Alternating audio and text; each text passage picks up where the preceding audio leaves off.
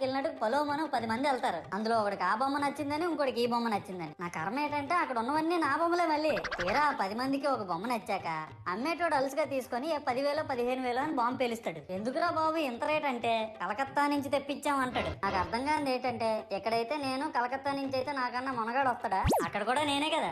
ఇలా నన్ను బజార్లో పెట్టి బేరం ఆడి నా మొహానికి ముసుగేసి వ్యాన్ ఎక్కిస్తారు. ఆ వ్యాన్ డ్రైవర్ గాడు నేను ఉన్నానని కూడా చూడకుండా ఏదో ఆలోచించుకుంటూ డ్రైవ్ చేస్తా గతకల్లో గబ్బి గుబ్బి అని తించేసి నా కాల్లో చెయ్యి ఇరగొట్టేస్తాడు. ఈ విషయం చందాలు ఇచ్చిన చిన్నోళ్ళకి తెలిస్తే మళ్ళీ ఇరిగిపోయిన బొమ్మ పెట్టకూడదని ఏ బొమ్మ రాసి కవర్ చేసేస్తాడు. సరేలే జరిగిందేదో జరిగింది, నా భక్తులే కదా కూల్ బ్రో అని చిల్లయ్యే లోపు నన్ను పందిర్లో పెట్టి ముసుగు తీసి నాకన్నా పొడుగుండే సౌండ్ బాక్సులు 2 నా చెవులు పక్కన పెట్టి డీజే గణేష్ బ్రో అని చెప్పి నా పాటలను కూని చేస్తారు. సరేలే పిల్లలు కదా ఇప్పుడు కాకపోతే ఎప్పుడు ఎంజాయ్ చేస్తారు, కాసేపట్లో పూజ స్టార్ట్ చేస్తారని వెయిట్ చేస్తా ఉంటే ఆ 5 రూపాయల వ్రతకల్పన బుక్ చూస్తే అది ఎక్కడ లేని కోపం వస్తుంది. ఏరా నాకు అర్థం కాదు, ఎన్ని సంవత్సరాల నుంచి